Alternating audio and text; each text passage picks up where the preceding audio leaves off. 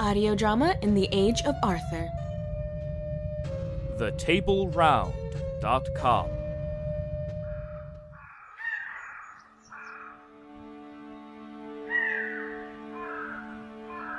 Baby, sleep a little longer, till thy little limbs are stronger. If she sleeps a little longer, baby too shall fly away.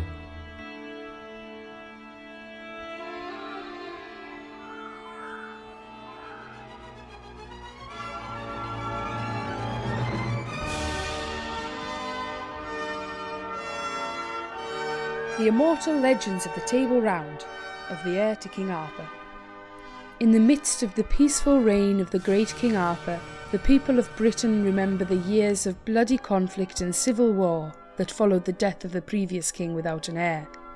So the land rejoiced with the news that the beautiful and kindly Queen Guinevere was with child, ensuring the peaceful succession of the crown and prosperity of the realm.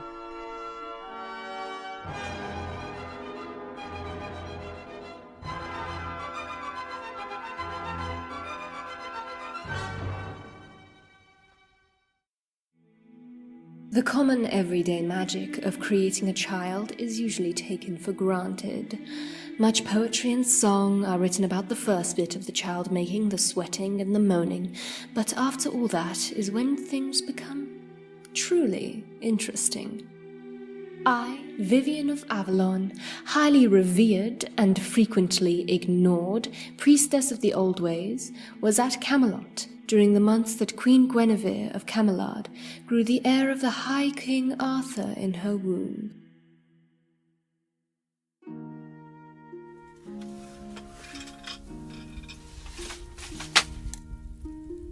Guinevere, Lady Enid. Your Majesty? Artus, you're dressed for travel. Yes, Lancelot just came back and we're heading off. To slay a dragon? Rescue a maiden? Nothing so grand. There's a small tournament at Ipswich. Ipswich? It is very small. But Lancelot says there are a couple of young knights worth taking a look at. And with all this peace going around, we have to be a little more active searching for worthy knights. It's a damn big round table. Be careful. I shan't be gone more than 4 days. And you won't work too hard while I'm gone? I fancy I have the strength for weaving. You won't let her overexert herself, will you, Lady Enid? I'll try, Your Majesty. You know she never listens to me. You do weave a great deal. Mayhaps if you men had a few less tourneys to destroy your surcoats, we wouldn't have to constantly be weaving. I will take the most delicate care of my clothes if you promise to take delicate care of yourself and our little blessing. I promise.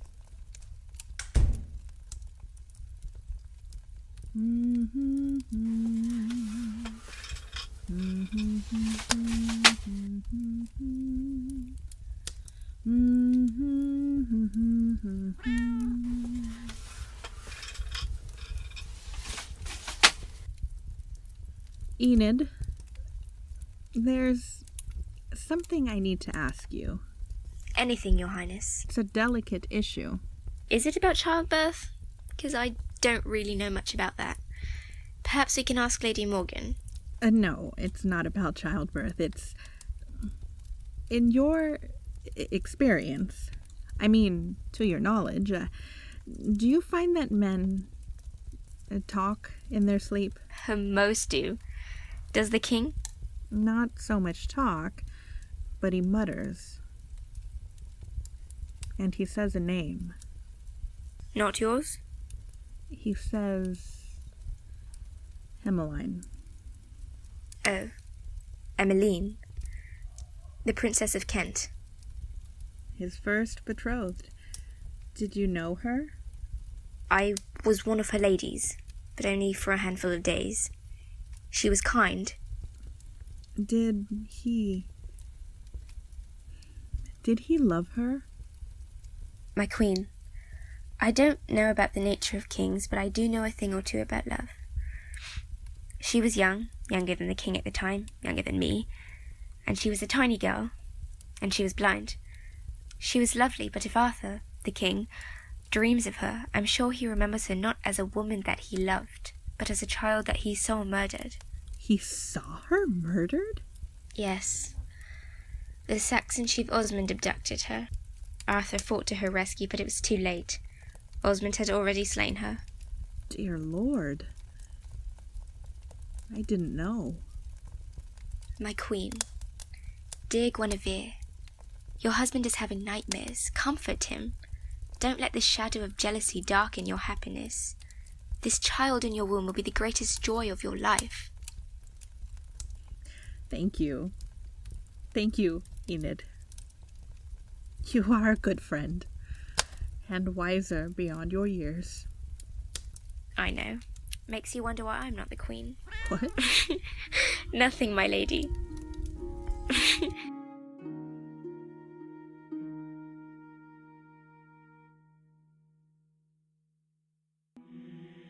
Time folds forward.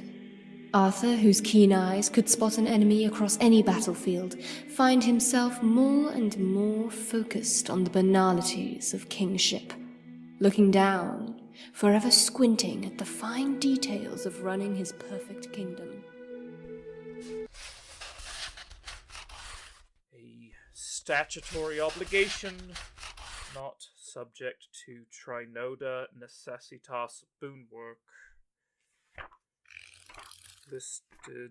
Listed in the village rolls. Something in want of an ox. Oxen? What do oxen have to do with it?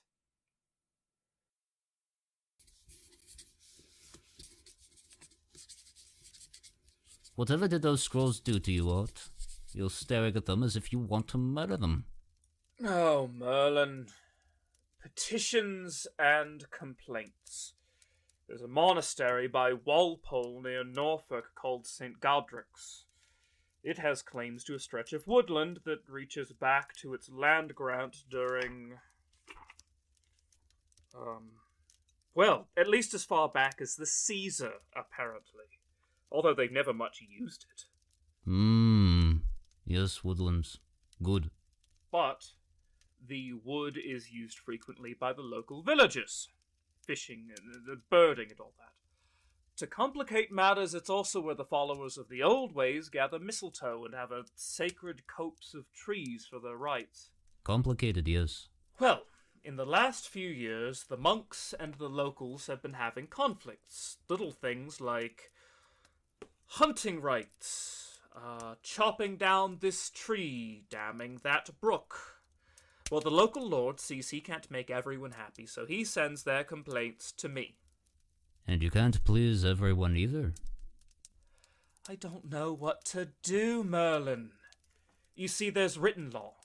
There's common law. There's the customs, the old laws, the new laws, and on top of all that, I just want to be fair, but I don't see how. This reminds me of a tale. Just once can we skip the story and get right to the advice? It involves Wotan, chief god of the Saxons. I guess not, then. Now, at the dawn of the days, mighty Wotan cut himself the shaft of a great spear from the branches of Yggdrasil, the world tree whose roots spanned all creation. On the spear he carved runes, spelling out all of his contracts, his bargains and treaties, for they were the source of his power. Contracts? Isn't he a god? Land grants, Aren't you a king? Fair enough. So Wotan draws his powers from, and is bound by, these treaties. He orders the great hall of fallen heroes, Valhalla, to be built by giants, and when the grand building is completed, he pays them with a golden ring of great power that he stole from the river Rhine. Later, regretting the theft, Wotan wants the ring back so he can return it to the river and set it all to right. But he cannot break his contract with the giants. So he searches for Hero, an agent who can slay the giant and return the ring to him. Towards that end, he sires a secret son and sets the child on that path, even gifting the boy with a mighty sword. That seems less than just. You can't just order someone to break your vows for you. Exactly. For Wotan's wife accuses that the bastard son is not a free agent, and his actions may as well be Wotan's own. Sick with grief, the chief god has no choice but to let his son be struck dead, otherwise he violates his contract. And this has what to do with land grants, exactly? But unbeknownst to Wotan, his son fathered a son of his own, the great hero Siegfried, who was raised in secret deep in the woods. I hope I'm not meant to take this as parenting advice. And Siegfried, strong and utterly fearless, went of his own will and slew the dragon Fafnir to claim the golden ring of power. Dragon? Where'd the dragon come from? I thought the giants had the ring.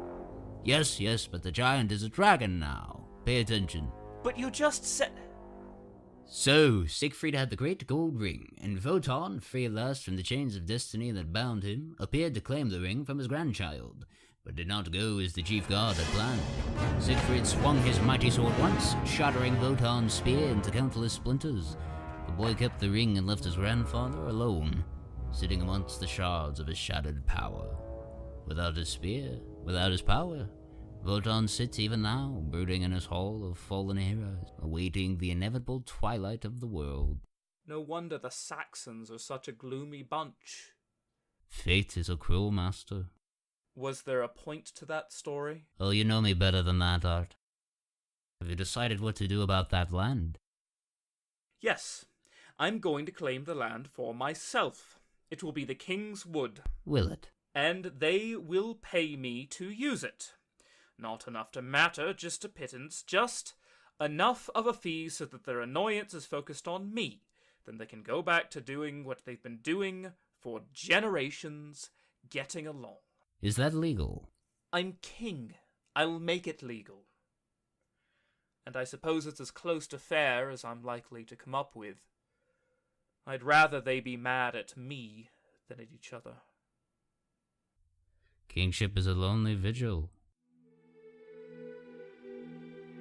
And as the endless busy nothings of ruling pile and pile and pile into a mighty wall, Arthur delegates the task of the pregnant queen's welfare to his most trusted companion, general of his armies, the virtuous and trustworthy queen's champion, who has never known defeat, Lancelot du Lac.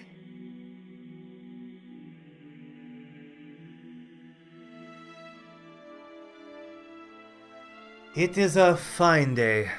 Do you agree, my queen? I know. It felt like spring would never come this year. Much thanks for your agreeing to show me falconry, Sir Lancelot, before I become too large to ride a horse. My queen's wish is my command. It seems you and Sir Tristan have started quite the fashion. Every knight, noble, and lady is doing their best to learn the art. I saw Sir Mador out with his sparhawk this morning. He's taking to it very well. He will be a fine falconer. And I saw Gawain come in late last night, cursing and spitting and threatening to cook and eat his falcon. I think perhaps Brother Gawain may not have the patience for the art. Does he have too much fervor? Oh, oui. Perhaps a small excess of fervor. So, does the hood keep the bird from flying off? Oh, the hood is not to keep the bird from flying away. It is to keep her from being frightened. Her eyes are so much keener than ours. Being down here on the ground makes her unhappy. She needs the limitless view of the sky. She's a beautiful bird. I treasure her. It is told that in the distant land of the Turk, one of their sultans was captured by his enemies, and above silver or gold or spices, his ransom was paid with 12 fine white falcons. So, what comes next? I imagine you untie her? Oh, I cannot, because the jesses is never tied. The straps are only there as a comfort, a reminder of the bond between bird and man. What keeps the falcon bound is ties of loyalty, trust, and perhaps love. Love? Yes, love, my queen. Without love, the bird would never partner with a man. No manner of bonds or shackles could compel it. Love is the only force needed. So it is, Sir Lancelot. Now please, let your falcon soar. I wish to see it fly. As my queen commands. Ha!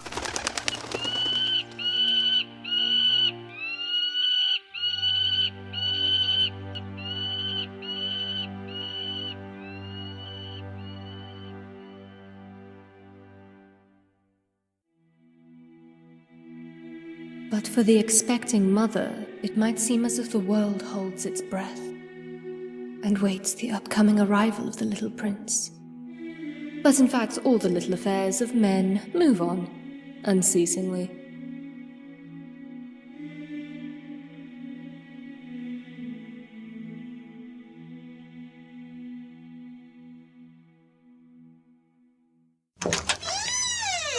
Gwen? Oh dear, did I wake you? I'm pregnant, Artis. Not hibernating. Oh good. I have something to tell you. Sir Bleoberus just rode in, and he had the most remarkable tale of what Sagramore has been up to. Sagramore? Wasn't he off in Dyfed? Yes, and he came across some bandits. Nothing he couldn't handle, but one of them threw a good-sized rock at him while running away and smashed across the helm pretty good. Will he be all right? Yes, don't worry. But this is where the story gets good. He falls down off his horse from the rock to the head, and his horse ran off. So Sagramore pulls himself up, and with his ears ringing, he manages to stumble back to his pavilion just as the sun sets. Or so he thinks.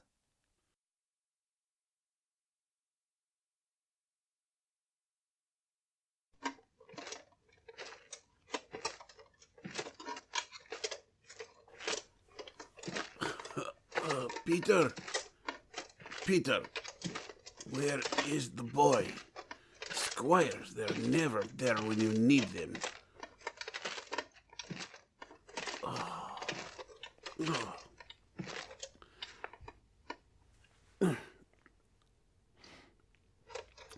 The lad better be back to cook breakfast when I wake up. It smells nice in here. I don't remember owning so many cushions. Peter must have bought them. For some reason. Ouch. Ooh. Ooh. Oi. Oi. Oi. Oh.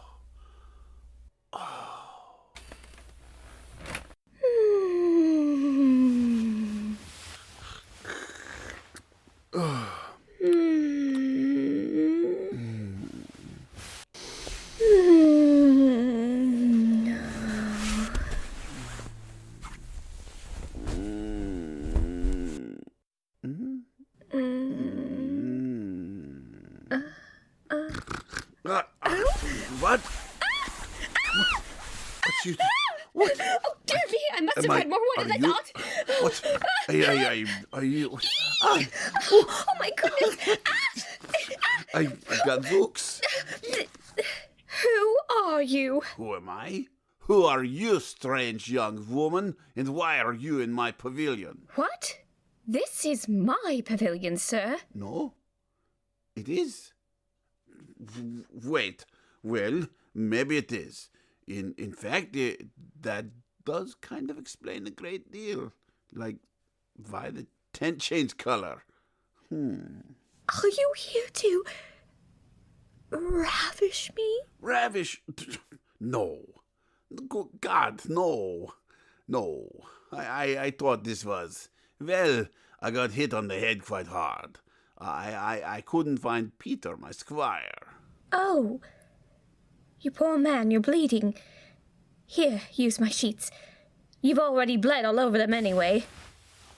Much obliged. I am Sir Whoa. Please, do not rise on my account. Thank you.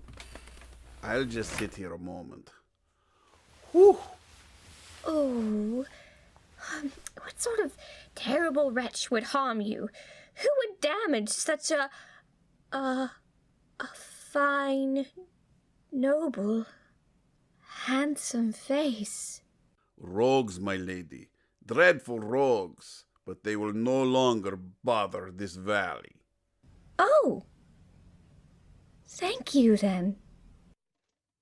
What is that sound? Who approaches? Whoa. Sit back down. That must be my brother. What will he do if he finds you here?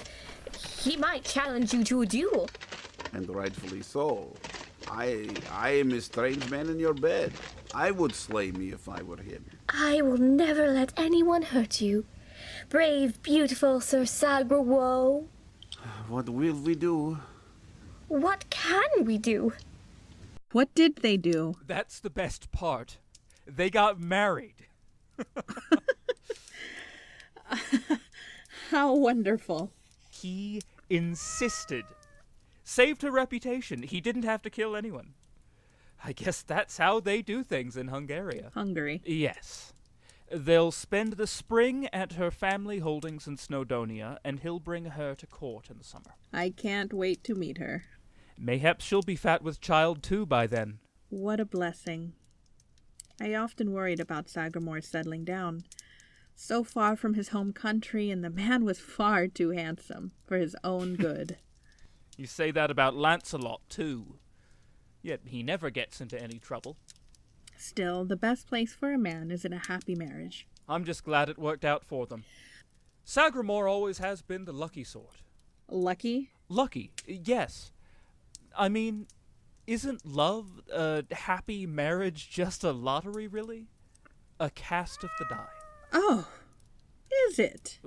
Well, of course. One never really knows how a marriage will work out. Just good fortune for Sagramore. I think Sagramore is being rewarded for his virtue, and no doubt his young wife is of good, proper character. They will be blessed with a happy marriage. That's really how you think it happens? People are rewarded for their virtue? You don't? Take my sister. I love Morgan, and she is, without fail, one of the most virtuous maidens in all the realm. She's practically a nun, but she's willful and has a very sharp tongue. The man who marries her will have a time on his hands, believe me. And then look at Lady Enid. I'm very fond of her, as I know you are, but we both know she has had her lapses. Arthur. But, Enid is gentle of disposition, good, kind, and helpful. Any man will be lucky to marry her, and I'm sure will be quite happy if she can ever settle on one man. Well, what about us? What about us? Aren't we happy? Yes? And I suppose that has nothing to do with either of us. It's just the roll of dice? Well, not exactly. And what about, oh, darling Gwen, I loved you when I first saw you, as I was sewing your bloody wounds up back at Camel Yard. I meant every word. Oh, of course you did. But if love is just the roll of the dice, it must have been comforting knowing that you always had me as a second chance. Beloved, don't... So I suppose virtue doesn't matter a whit, You could perhaps just be a terrible sinner, a murderer, and I might as well be just some harlot, and you'd be just as happy. Sweet Gwen, you are being waspish, and perhaps I am being thoughtless. Let us not quarrel. Soon spring will be here, as will our son, and we'll have more important things on our mind than these squabbles. Let me go downstairs and find you some strawberries. They always cheer you up. They're out of season. I am the king of all Britain. And besides, what's the point of having two great sorcerers in residence? Well, at least one, and also Menu, if I can't abuse their great powers to get my very pregnant wife her favorite food. Oh, Artus.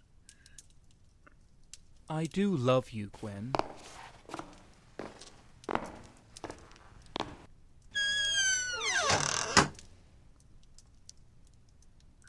Aren't I lucky?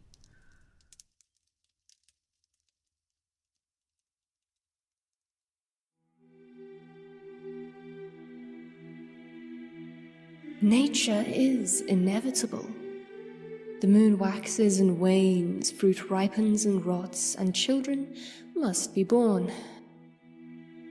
And so it came to pass that on a warm spring night, when every star in the sky was clear and shining, I was summoned to the Queen's chambers to midwife.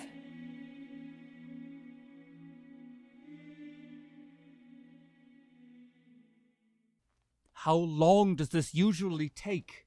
This can't be normal.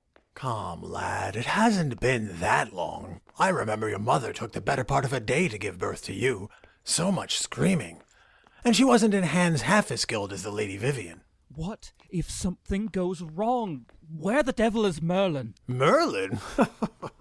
You might as well summon Menu, or Badavir in full armor for all the good it would do. Sometimes men need to stop and know when it is a woman's time to dictate. This is rightfully in the hands of a healer, not a blasted wizard. Arthur, it is done. Step inside and meet your daughter. A daughter? My lord, I present Her Highness, the Princess Melora Gwynedd Pendragon. Take her, Arthur. She's beautiful. It's all right, baby. There, no need to cry, little darling. She's so small. They tend to be. Hush, little girl. Hush. Your father is the King of Britain. You are safe, and everything in the world will be yours. I love you so very much. Father, summon the Archbishop and find Kay and Morgan and send word to Leodegrance immediately. We baptize Princess Melora at dawn. At once. You did well, child. Thank you, Sir Ector. A child in her father's arms, love in a mother's eyes. Magic is no less magic just because it happens every day. Hello, this is Witty Cranfield and I play Lady Enid. While the popular image of Arthur and Guinevere have them childless, there are tales both before and after the medieval period where they have children.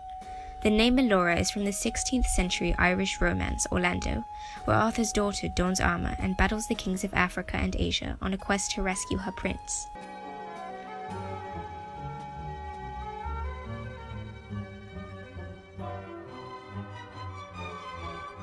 Written by Morgan Z. Sewell, produced by Lindsay Smith, featuring Chandler Walpole as King Arthur, Jackson Trent as Merlin, and Sunny Asadi as Vivian.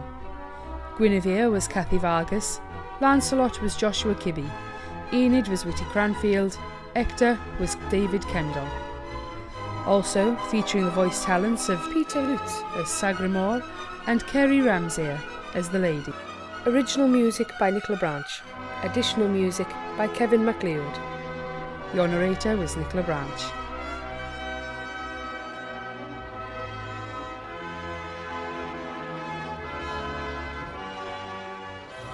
This is Morgan Thole, writer of The Table Round. Thank you for listening, and if you enjoy the series, please consider taking 2 minutes of your time to give us a share or a like on whichever social media you engage in, or write us a review on iTunes, YouTube, or wherever you find the show. This chapter has a special treat, a poem by Arthurian author Karen Hahn, Moliant Arthur, read for us today by Arthurian historian Dane Pastano.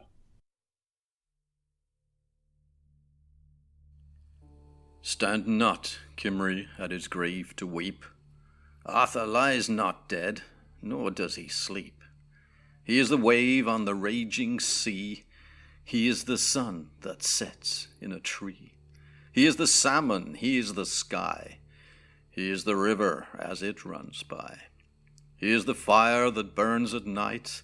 He is the bear, the warrior's might. He is the roar of thunder and rain. He is the bright dew on stalks of grain. He is the stag of 7 horns. He who has lived has yet to be born. Sleep not through quivering spear and brand, as the raging flames sweep over the land. Brothers, arise, sound the battle cry, for Arthur, he lives, he will not die. Stand not, Kimry, at his grave to weep. Arthur lies not dead, nor does he sleep.